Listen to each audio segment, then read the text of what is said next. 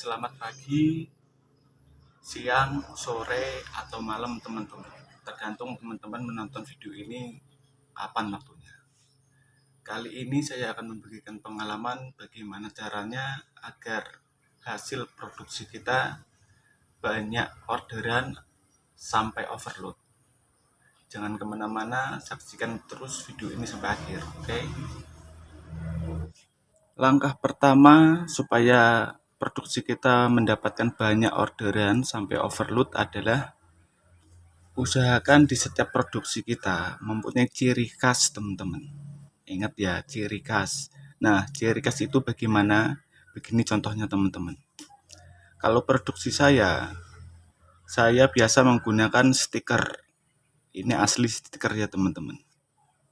Bukan sablon. Kemudian di ujung cantolan ini, teman-teman, saya lapisi dengan isolasi warna dan isolasi bening supaya kelihatan rapi sekali. Dan di kedua ujung sayapnya ini sangat presisi, teman-teman. Lihat, kalau kita tekan begini, teman-teman, dia sangat lurus.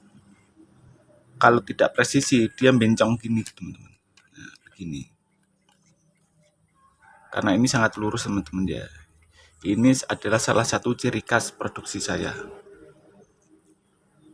Nah, untuk membuat cantolan ini, teman-teman, ada beberapa tahap seperti ini. Langkah pertama, kita masukkan dulu cantolannya ini, teman-teman, yang sudah kita buat seperti ini. Nah, kalau sudah seperti ini, teman-teman, kita lapisi dengan isolasi warna seperti ini.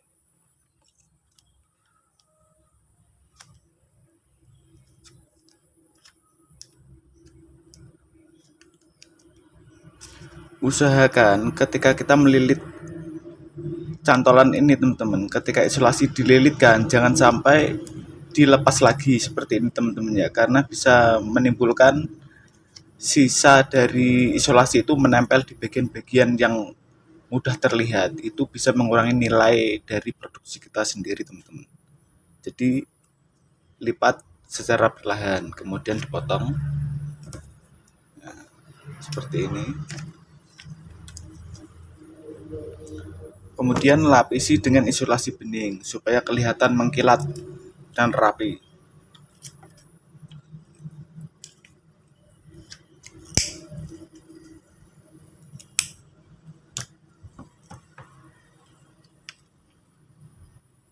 Seperti ini, teman-teman ya.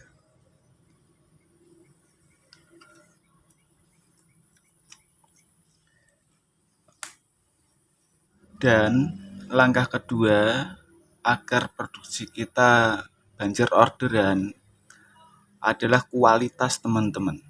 Nah, contohnya seperti ini.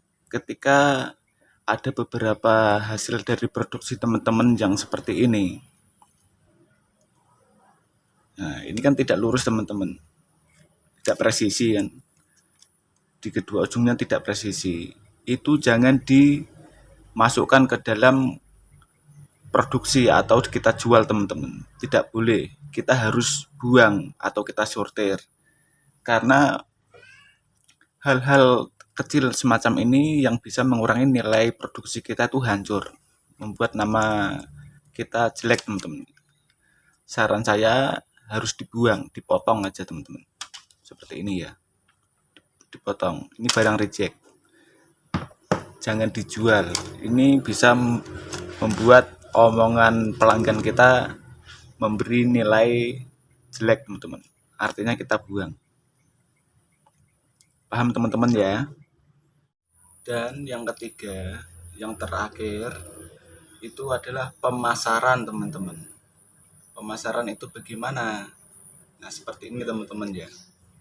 Ketika teman-teman selepas bekerja atau selepas jualan, boleh di taman kota, boleh di alun-alun, sebelum pulang, biasakan kita ngobrol dengan teman-teman baru atau orang-orang baru dengan tujuan mempromosikan barang kita. dengan tujuan menawarkan barang kita. Mungkin saat itu teman baru atau orang baru yang kita kenal, mungkin saat itu belum bisa menerima barang kita. Tapi ketika orang itu butuh, pasti mencari teman-teman karena dia tahu kalau teman-teman memproduksi barang ini sendiri, tidak belanja dari orang lain. Dan promosi yang kedua adalah bisa lewat YouTube seperti saya. Ketika saya membangun channel ini teman-teman dengan harapan atau dengan tujuan supaya mendapat penghasilan dari YouTube. Tapi sampai saat ini ternyata belum terlaksana. Tapi kebalikannya teman-teman, saya malah banjir orderan sampai overload. Per hari ini orderan yang sudah masuk sama produksi saya itu ada 3.000 batang di seluruh Indonesia. Itu benar saya alami teman-teman. Karena apa? Saya mencoba mempromosikan di YouTube. Setelah banyak orderan, saya malah yang bingung baginya teman-teman. Padahal saya bekerja orang 3. Nah, itulah cara agar bagaimana orderan kita banjir orderan atau sampai overload. Semoga video ini bermanfaat bagi teman-teman semua. Tetap semangat dalam bekerja dan berkarya, jangan pernah lelah.